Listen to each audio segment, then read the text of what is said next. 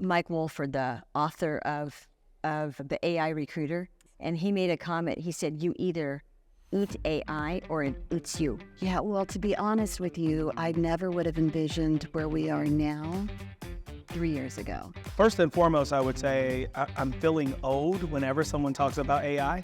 I can openly admit that. When I was coming up, AI meant Allen Iverson. You know what I mean? Like, it was Allen Iverson. Now, like, it's artificial intelligence. It completely throws me off. I don't think anybody really has the answer to that because we don't know how it will change. But what we can do is prepare for that change in the sense that we have to have people that are adaptable. If they're not using AI or a vendor who's leveraging AI to do that, they're missing a trick, and they're going to eventually lose out to the competition. There's a lot of misunderstanding about what AI is, what AI isn't, how ready companies are to embrace it. Yeah, I mean, I think it has a tremendous impact. Of course, there was the hype cycle, and Sure. it's as feverishly hyped as anything could possibly be. Where technology slowly starts picking up. Some technologies get to kind of this peak of inflated expectations, as Gartner calls it. And then there's a little bit of disillusionment that also happens, because everybody is kind of talking about it, but what does it really mean? I think it will remove redundant tasks that eat up a lot of day, which means if it's taking a lot of the pain out of work. The way that we are tackling AI recruiting within the community is helping debunk the fear in recruiters that they get over their jobs. I think what we're already starting to see is this concept of how do you productize best-in-class HR? And how do we think of the shift of what a talent acquisition function has historically been to a productized function? Well, frankly, if we don't progress, we will fall off. I mean, it is frankly a table stakes requirement of vendors in the space right now.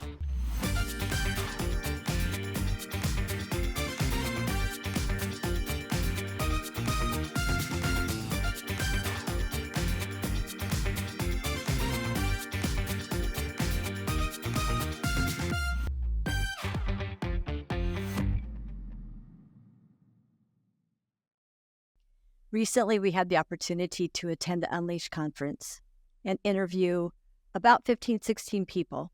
I asked each participant 3 questions. One of the questions was around AI and what they thought. They could look into their crystal ball. They thought the benefits and the concerns are utilizing generative AI in our industry. Some people say that AI is not new to our industry, which in some respects it's not. But there are some facets of AI that are new, and software and different programs are being developed all the time, helping us to be better practitioners. And I think in some ways it will be. One of the overarching themes at the conference was the use of AI for eliminating redundant and efficient tasks. And I think as a talent acquisition professional, I can get on board with anybody who agrees that certain AI tools that we're utilizing generative AI for is a huge help. Writing position descriptions, interview summaries, interview evaluations, especially phone interviews. Of course, a lot of us are using video conferencing now. We can actually utilize AI and add it to our video conferencing calls now, and it will send back interview notes to us after the candidate phone interview is completed, giving us a kind of a rundown on the interview, the candidate interview itself. So we can either take and push that forward to a hiring manager, or in my case, I cut and paste because I like to create my own notes. And I don't think the interview note-taking platforms that are out there right now are quite up to snuff for what I need them to do. The other area I think that generative AI and my participants, my guests at the conference agree, is it's going to be super helpful with creating content for marketing and branding, communications, data analytics. It's just going to be great moving forward to take a lot of that off of our plates as practitioners.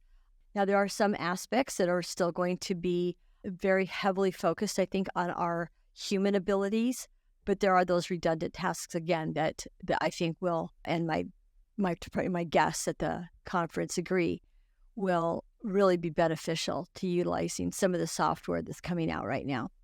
Another area too that we all agree that generative AI is going to be helpful is in automating some of our sourcing that we do now, especially in areas for high volume and what was referred to as high velocity hiring.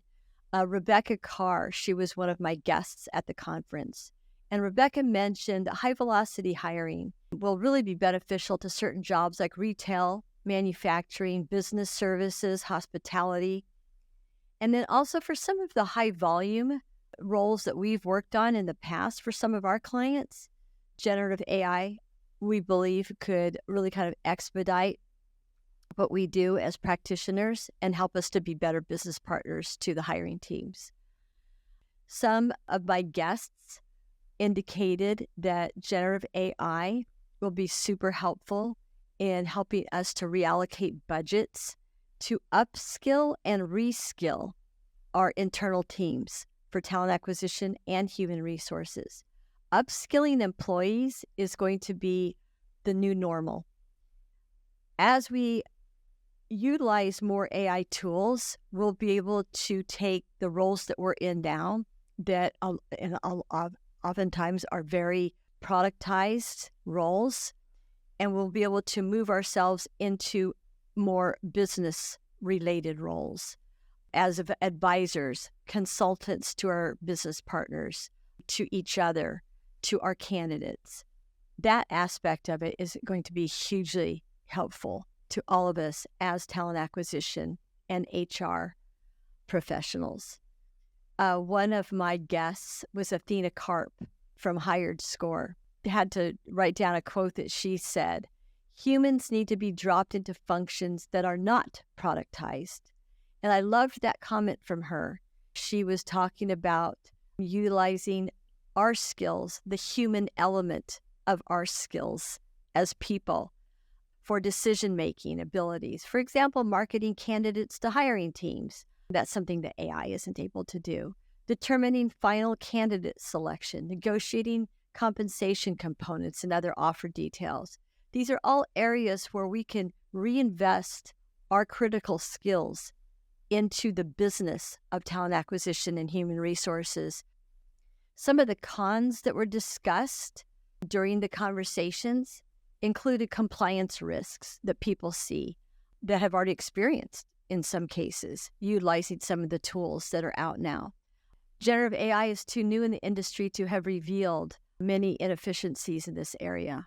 Some of the key concerns right now include biases, and we're not talking about just racial, gender, and disabilities biases, but we're also talking about, for example, resume screeners, online social media, utilizing Facebook and Instagram to determine candidate selection, and also for companies who are going through reorganizations. Sometimes they will utilize social media to determine who to keep on their staff versus laying off or letting go. Other areas that are discussed that we had talked about too was when to utilize AI and when not to utilize AI for right now. If AI can be utilized for repetitive tasks and eliminating efficiencies from our day-to-day work, great, we should go for it. If there's any concern around biases, compliance, or risks, we should hold off on it. If something needs the human touch, the human element, our judgment, our decision-making skills, we still need to leave that to us.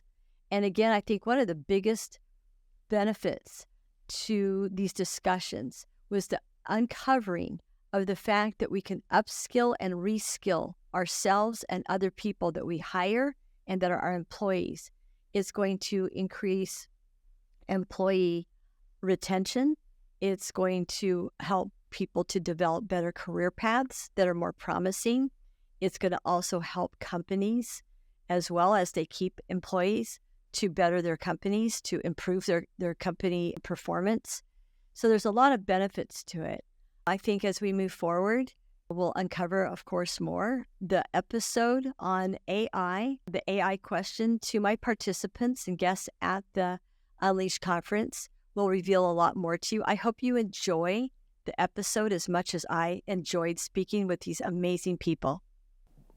Any talent acquisition organization that isn't using some form of AI-led or AI-influenced mechanism to do their sourcing, to help them reduce their spend, increase their efficiency, increase also the quality of the people that they're finding. If they're not using AI or a vendor who's leveraging AI to do that, they're missing a trick, and they're going to eventually lose out to their competition.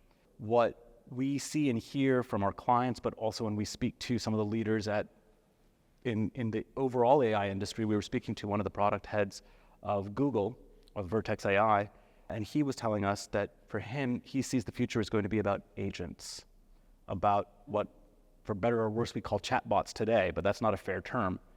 Agents, intelligent agents that are not just giving us answers to questions. As a recruiter, what's my best performing job posting? How do I optimize that? If you look back on talent acquisition at HR 25 years ago, and you look at how much it's changed in 25 years, and now you layer it with AI, generative AI, some people are saying it's going to cut that time in half. To see as many changes as we've seen in 25 years, we'll see it between 5 and 10 years. I don't think I've ever seen a technology be adopted and transform the industry as quickly as I have Gen AI. And when we think about its use in talent acquisition, it's not just the companies and the recruiters that are using it, the candidates are too. Where am I in the candidate funnel? Where am I in the applicant tracking system? What stage am I at? What should I be working on? What should I be following up on? To be able to interact with an employer for a candidate is a dream. They would love to be able to have information that's super stressed for a candidate to go through that process. It's deeply intimate. And for them to be able to engage with an employer and just say, what's happening, man, with my application? So an agent would be able to help take care of that. And it was interesting for a while. There was a lot of pushback about candidates using it, and it's perhaps not seen as genuine or authoritative. But if you think about it, let's cut through the administrivia and get to where it really matters, which is the human interaction, the conversations, right? And so by using Gen AI to expedite the posting, by using AI to expedite the matching and really tailoring the conversations and finding the right candidate, and the candidate putting their best foot forward, with Gen AI, I might put a resume, well, without Gen AI, I might put a resume forward that says, oh, I have these 10 skills. But with AI in the mix, it can say, actually, we think you have these 20 skills because it understands adjacencies, right, and inferred skills. And I can put my best foot forward and make a better match to companies and get to those jobs faster. For the recruiter, who's got all this pressure from hiring managers and from their own supervisors to say, hey, how are you doing with that very important critical rec? And for them to query an agent and say, what do I need to do next? How do I make this more efficient? How much money should I be spending extra in order to get this filled quicker? And so having that type of agent really support on both the candidate experience and the recruiter experience, I think that's what we see in the future. It's something that we're working on very much. So the proverbial black hole then could go away for the candidate? Would be amazing. The black hole for the candidate, but also for the recruiter to see some daylight, at the end of the tunnel. For them, it's equally stressful to have to do their job. And they've also got a threat from AI, and they don't want to be replaced by further automation. So the really successful recruiters in the not too distant future are the ones who figure out how to leverage AI, how to leverage those agents to be more efficient in their own jobs. I think AI is set to revolutionize talent attraction in a big, big way. Job advertising will go completely on autopilot. So, you don't really need sourcers or recruitment marketers pushing individual jobs or picking specific boards where those jobs need to be advertised. I think, why can't a machine really make those decisions in line with goals? And I think that's something that Jovio does in a big, big way for many, many clients around the globe, the likes of an Uber or Wells Fargo or an Adecco. Personalization of jobs to candidates, which really comes from a lot of good matching that needs to happen to be able to deliver the right job to the right candidate, so that they are more enticed to click on it, apply, and then finally convert to a hire. Determine, where it makes sense for an organization-specific business case of how much to personalize, how much to automate. Is it coming at the cost of candidate experience? And I think that maturity will slowly start evolving over time. So based on early trends that we are seeing, any kind of roles that require high context, for example, any kind of human element and judgment will continue to remain very prevalent. And when I say this, I'm not saying anything that is earth-shattering, but anything that is repeatable, automatable, will be things that are taken away very quickly. The human experience as a recruiter, of being able to, and the emotional, aspect of it. Absolutely. AI is not emotional. It's not yet, right? I don't know if it ever will be. I think the decisioning I see on that frontier, that's probably sooner rather than later. I don't see it eliminating people from the hiring process. I don't think it will decide to exclude people from the hiring process. I do think it will say, hey, based on these data points that you prioritize, you might want to engage this person in the hiring process. So bringing certain resumes to the forefront of a recruiter's dashboard in prioritization. I think they may do that. I think it may be able to go look and summarize a person's background and say, hey, you were looking for somebody who scaled a company to IPO. This person's done it 5 times. So choosing to figure out who you engage, I think that decisioning is probably closer than far off. But the eliminating or excluding, I don't think we're there yet. Yeah, I think it has a tremendous impact. I think first, I think of course there was the hype cycle, and it's as feverishly hyped as anything could possibly be. Where technology slowly starts picking up, some technologies get to kind of this peak of inflated expectations, as Gartner calls it, and then there's a little bit of disillusionment that also happens, because everybody is kind of talking about it, but what does it really mean? I think it will remove redundant tasks that eat up a lot of day, which means if it's taking a lot of the pain out of work.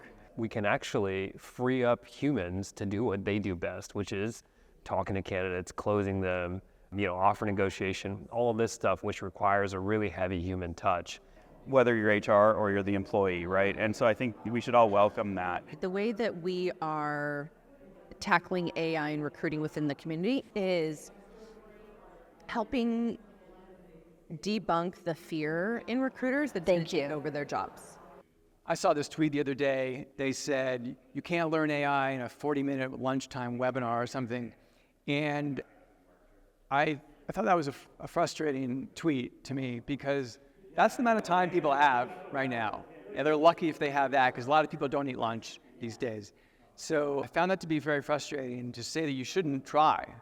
I do think people should try. I do think people should start taking webinars. I do think people should start reading more about AI, start talking to people about how they're using AI and stuff, and start learning what they can, instead of saying, oh, unless I, take 3 years off of my job and reskill from being, a farmer to a AI programmer, forget about it. No, I think incremental steps and baby steps are maybe not such a bad thing. Before it was AI, it was machine learning, and then before that it was chatbots, and before that there was always some new technology that was going to displace the recruiter. And the way I look at it is this: I have never found a technology that's ever automated more than 10% or given me more than a 10%, 15% uplift in production. And as talent becomes more scarce, more challenging to find, I find that you actually need more recruiter expertise than less. So you need more recruiter engagement with candidates to better understand what it's going to take to get them to make the move. That was a big, trending topic on our platform for weeks and weeks and weeks. Still is. Yes. It's not going to take away a person's job. It's only going to take away jobs where people aren't willing to use it, right? You need to be willing to learn how to adapt and use the technology to your advantage, because it's going to be a co-pilot or an assistant in your decision making. It is not the adjudicator of it. We actually think sourcing can entirely be delegated to algorithms, and algorithms will outperform humans. So the way I looked at it is, I think AI is going to take out a lot of menial tasks. It's going to make a lot of the things easier. It's going to make the candidate experience, I think all evidence points to that. Madeline Lorano just published a study on exactly this. If you look at AI-assisted processes versus non-AI-assisted processes, the satisfaction rates are much higher in AI-assisted processes.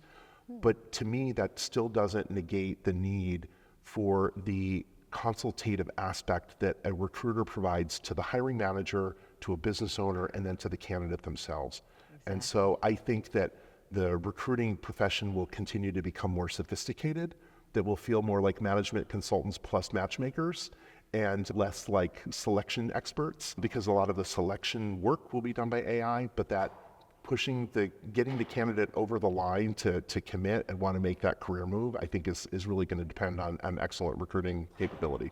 I feel that it is settling, at least within our community, it's settling a little bit more because we have since brought in several partners that, I mean, honestly, most of our partners are powered by some sort of AI. So it's BetterLeap, it's Juicebox, it's RecruitBot that handle all the AI sourcing. So they're helping us schlep through the top of the funnel. Then we have a MetaView who's helping with AI interviewing. And so that helps free us up on the time and be more engaged in interviews.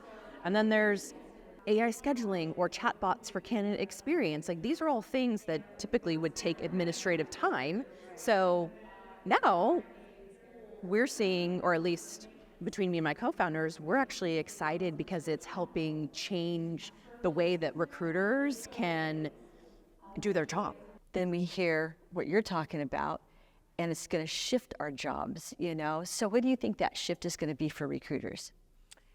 I think it's going to look more like a function that maintains, builds, and enhances products in a best-of-class talent acquisition way, and has that recruiter doing work that we can't productize, or that when you productize, nothing productizes end-to-end automated. I mean, it shouldn't be, and people that are building that, especially in the decision to who we hire, how we promote, how we define the work to be done, we need to drop humans into so many different pockets of those decisions.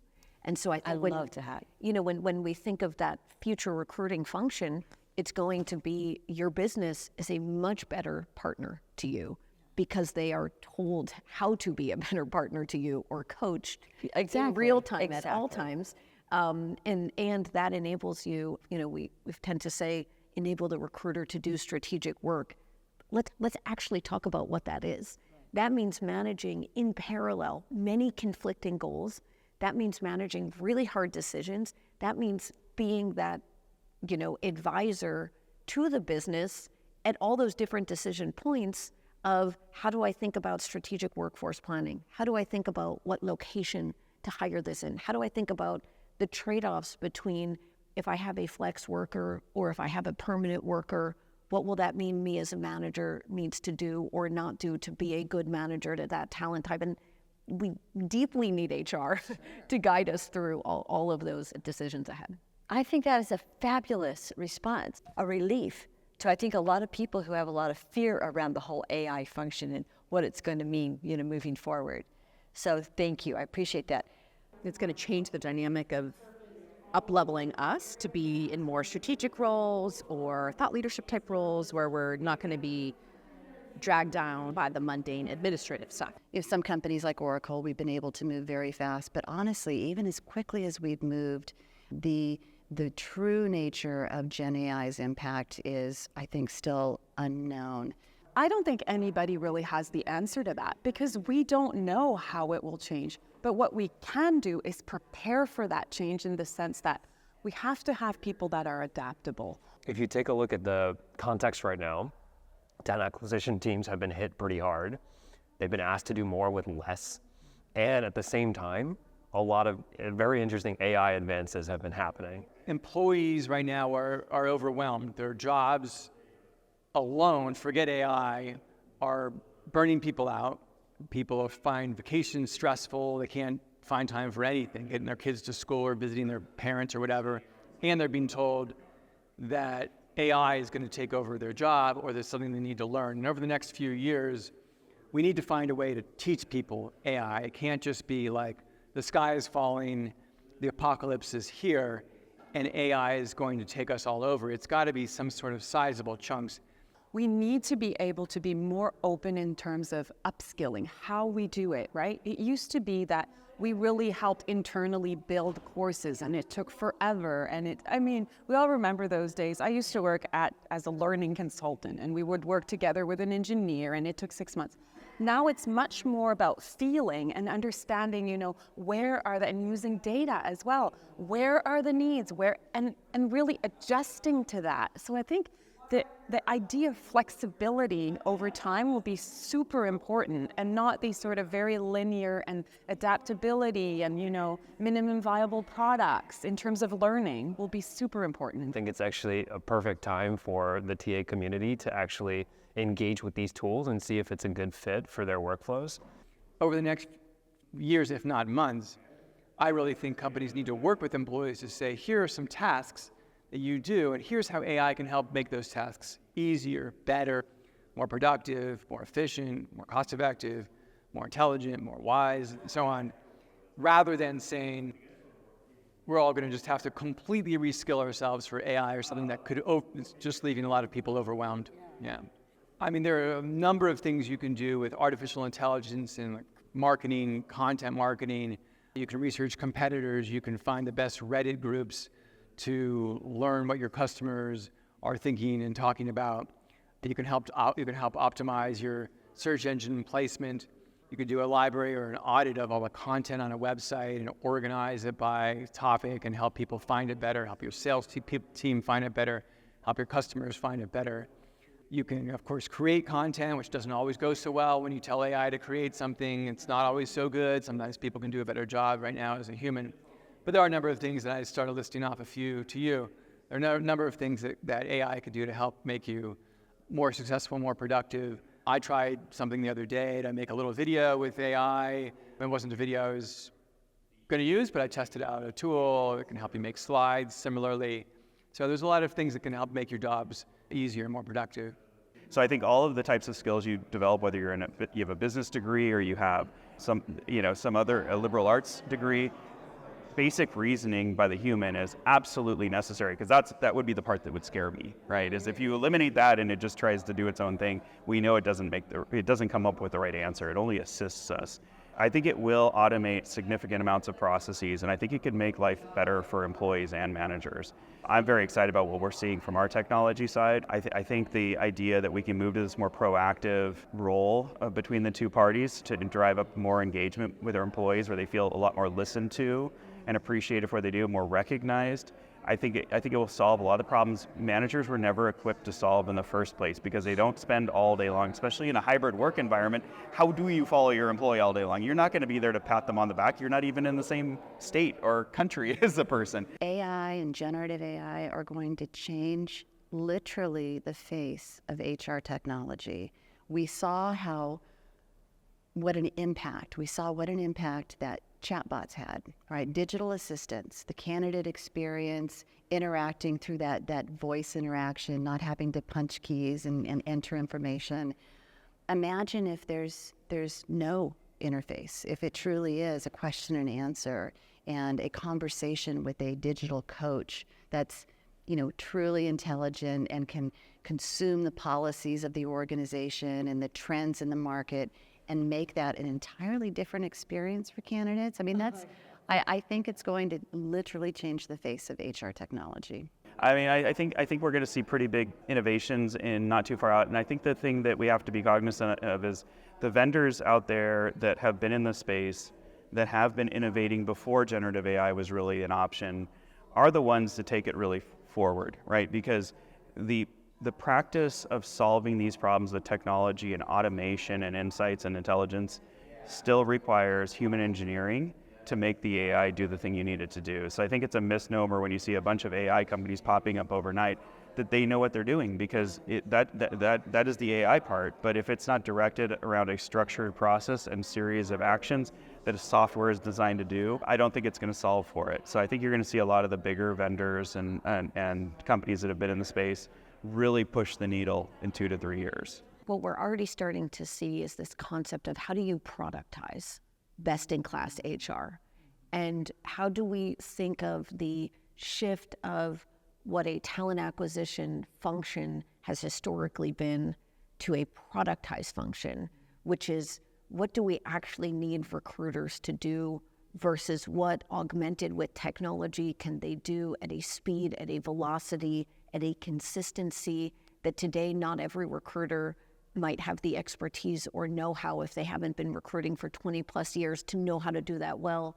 Well, that's where an AI exoskeleton, a digital exoskeleton, can raise every talent acquisition professional to their highest performing selves and to that highest level of competency. We already see recruiters today are being given ever expanding mandates. If previously it was help us talent acquire, right, from external, now it's also drive talent management goals. Now it's also, expand agile workforce, activate our talent marketplace, activate internal gigs, and drive liquid workforces by including contingent workers against internals and externals and find the best talent for the role irrespective.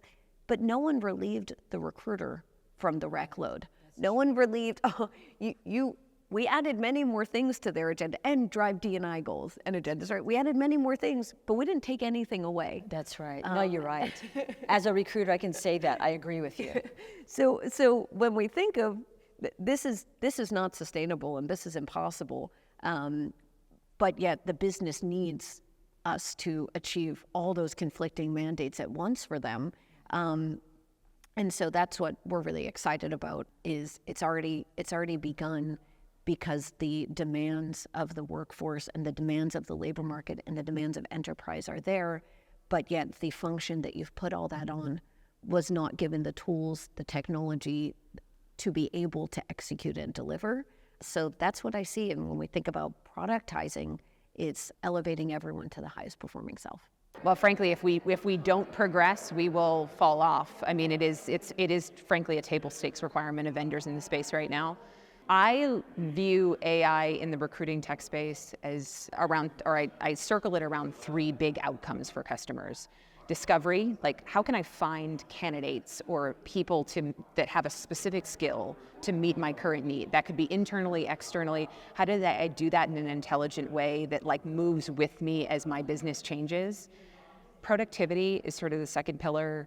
How do I just move more efficiently around a platform? And how does that platform start to adapt to what I need as I behave within it? And then insight, what do I not know about my business that I should know in order to do better, to reduce risk? And so Smart Recruiters has taken the approach that instead of having one feature that you add on, that the entire platform will be AI enabled to serve those 3 outcomes. All of our customers will get that basic levels of functionality there, and we have a premium AI offering, which is going to be launched at the end of this year. So really? Be a big unleash worlds kind of thing. I think that there's a lot of misunderstanding about what AI is, what AI isn't, how ready companies are to embrace it. And so I think that from a C-suite, what you really want out of AI is you're thinking, I want this to help my particular business processes, not just general process or efficiency. Like what we saw described in some of the keynotes and things were people using, large language models and helping them create presentations and helping them write policies, which is all well and good. But when you're a CEO, you're thinking, well, how can I apply this to the actual business, which is very specific to your business and your processes and your systems. And so I think we still have a ways to go to get to where AI really can help with companies and their specific processes. And a lot of that is on the company side, because you have to have clean data for them to actually mine and use. And so many companies don't have clean and accurate data for that.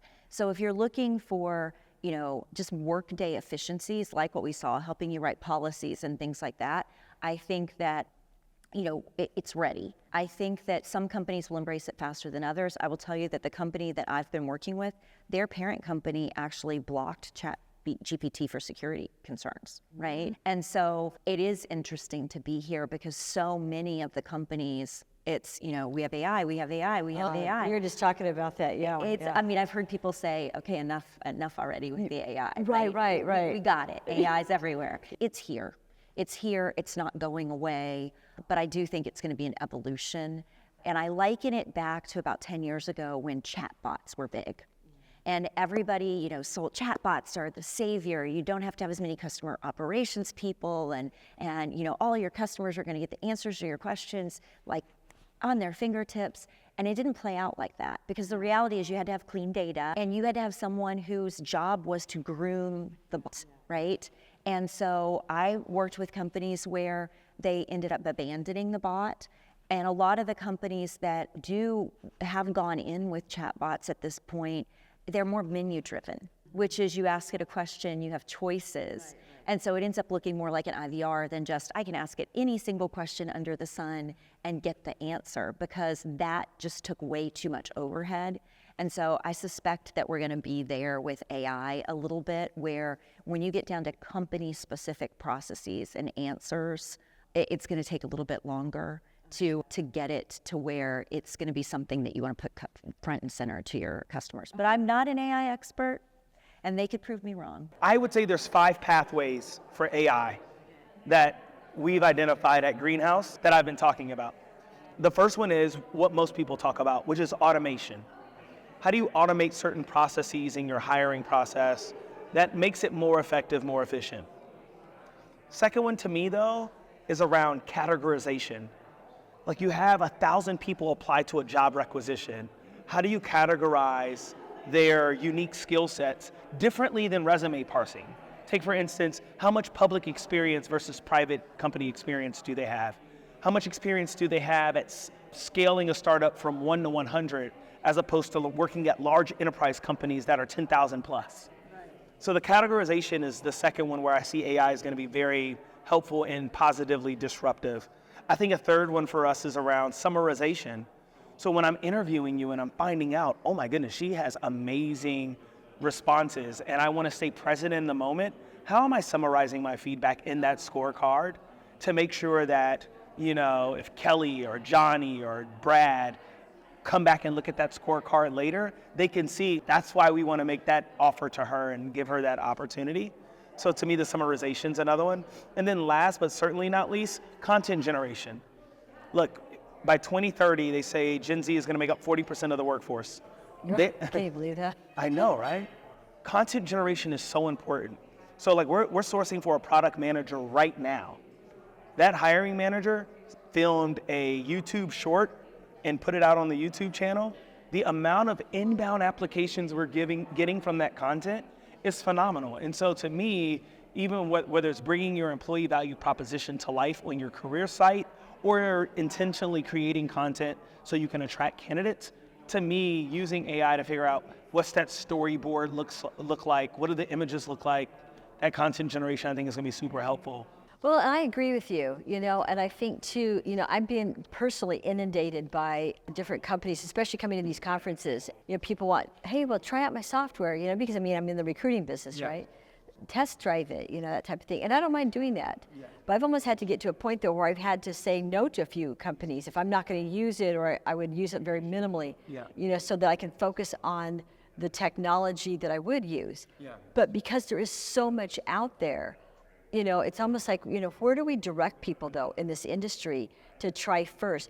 But I do think it's important though that people do test drive the software, because then they will become more familiar with it. They will know what's out there. Coming to these conferences like this too, and seeing these expo halls of all of the software that's out there, it's like you said, overwhelming, but it's what's in front of us right now. We have to become familiar with it. Right. I think though the education is going to be super important.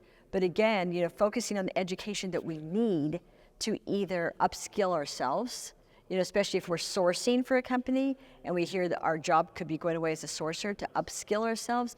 I think that at that point, the leaders, like maybe people like you met yesterday at the Talc event, need to kind of look at where are we going to direct our employees then so they can upskill themselves so that they can then have the confidence to know that there's something out there for them. Right? So, but we're all being so inundated with so much software. Yeah. It's all coming at us so fast and furious, know. And like you said, people are already busy enough as it is. Right. So, who's going to direct? Who's going to be the person or persons to direct then? I guess it's the TA leaders, right? Based on what they're purchasing for their company, to direct them to upskill themselves. Yeah, I mean, this a very similar conversation went on last night at the Talent Acquisition Leaders Council of Silicon Valley event, which was saying typically when you pick technology, you're trying to solve your problem. You can't find enough people, or you can't keep your people, or you want to teach people something. It's like a problem, and you solve it and create this business solution. But that's not necessarily, and that's still true, but there was a conversation last night saying not always the case anymore, because the AI might be doing something that you hadn't thought of, that you hadn't really, a problem, it's not just about fixing your problem, it's about creating some intelligence or wisdom that maybe you didn't know that you could have or something. For example, with workforce planning, being able to move someone into a job that you hadn't considered based on their skills and adjacencies and transferable skills. Or recruiting, finding an employee who's out there who has similar transferable or adjacent skills. Not just going to find people more quickly or find people or hire them better, but it's more about all of this other wisdom and intelligence you can gain from AI. Yeah, and then the cross-training too, like you're saying. That's a very interesting question. And you're asking me to look into a crystal ball, so I'll take that and give my own opinion. The way we think about this is, take any role. We talked about software engineer. It's basically a label that you put on a portfolio of skills put together. That portfolio of skills looked very different 5 years ago from what it is today, and will look very different 5 years or 10 years hence. Now, so that's one way of looking at it, that there are certain tasks or skills that will be taken out of the role, and that's the build versus buy versus bot decisions. Can bots replace some of that repeatable activity? But then as that happens, there will be other things, other skills that will come in to take their place. So in that sense, we can see some roles move up the hierarchy in terms of the kind of tasks and jobs they do. And of course, there are other roles that will be completely automated, which will be replaced by bots. It's like, yeah, who doesn't have it, right, at this point? Who doesn't have access to it?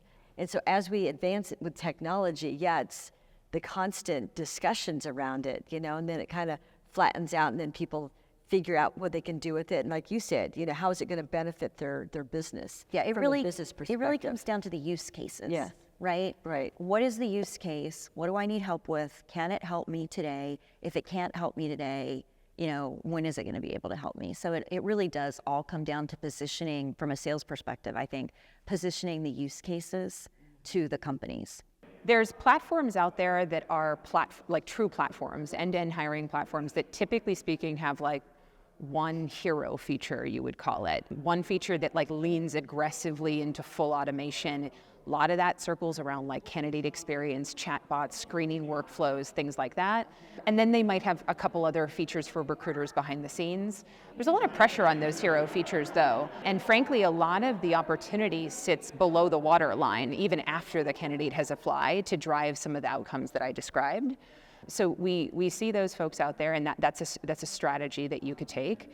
We see some of our competitors just partnering with point solutions. So they're just integrating to somebody with subject expertise solving one very specific problem. I think that's a temporary frankly, fix. It's a temporary, but yeah, I think it's an accessible fix. Okay. Because you don't have to worry about investing to go build it and taking the risk yourself. You just lean on someone else to do that for you. At our size and scale though, it's really important that we be able to deliver big pieces of it. We actually do, on the internal mobility side, partner to grab core HR data to make that match score and that internal discovery a little bit more effective, mostly because that type of data is there's big integrations that exist there. But all of the rest of it, all the like core applicant matching is done in-house. And I think this will have to be the way big players go, only because the compliance around AI is such a big topic that you need that walled garden. You need that scale as a big business to actually tell to send the right signals, but also you need that control over the data and the ability to audit that data successfully so that you can give your customers the confidence that they need to purchase you and feel as though they're not putting themselves at risk. We are on this journey that HR is becoming more data-centric and more research and development-centric. So I would call, it's no longer going to be, 5 years from now, it's going to be HRD, which is human research and development, right? So it's no longer just HR, right? So in that journey, I believe that the industry professionals should not be afraid of this technology. We have to embrace AI. That's number one. And number two, we should learn a lot more statistics. Yeah, you'll be amazed, like a lot of the people who are in HR, have human resource background, human development background, they have tons of statistics knowledge, but they have a little bit forgotten it, right? So they need to brush up the statistics so that we know what is biased data and unbiased data, right? And how do we practice that day in and day out? And the third thing is all about experimentation with data, right? Though there may be certain experiments we run and some inferences may come out of that. I think too, on the compliance side of it, we haven't heard a whole lot yet from the White House on, the laws and the, legislation around, the compliance and the rules that they're going to, especially with all the hype and the noise around, how dangerous AI can be. So as that starts rolling out too, I mean, every company is going to have to be able to pivot towards what those laws and that legislation is going to be. Yeah, no, they will. And you see it because we have such an international presence. Right. There's much more, there's much bigger directive in Europe right now. Obviously, the EU AI Act has created a lot of buzz. But at the state level in the US, there's still some very deep regulation around awareness that AI is being leveraged. I think the trick for any vendor in this space is just lead with transparency. For candidates, for companies, how did you come to that answer? What contributed to that score? Are you being scored in the first place? And then if you compare those scores to the entire ecosystem, is there bias? Be very honest. Even at the instance level or the customer account level, we provide our customers with audit results that says, for your account, here's where bias exists. And here's what we're doing to course correct it. At the end of the day, AI as the decision point, or as the decider of an activity, is where you start to cross you get into the gray line. AI right now, if you prioritize decision support, so I'm giving you information to enable a more informed decision, and you're very transparent about how you got there, you're allowing the company and the users to actually decide how they would like to move forward. You're operating in, I think, a safe spot until we learn more about sort of what the world wants from tech. What we're not using it for, which is the fifth frontier, I think we'll get there over time. I don't know how long, but it's decision making. AI is not at a place where it can decide that Donald's experience is the best out of these 100 people. You still need human touch there because the products, the large language models are just not built in a way yet to be able to do that without creating exclusion or inequitable experiences based on people's background. It would still prioritize Ivy League schools over other educational institutions. And we know that there's companies right now that are looking to hire for skills as opposed to what formal education you got your degree from. So we're not using it on the fifth frontier yet. I do see that on the horizon though.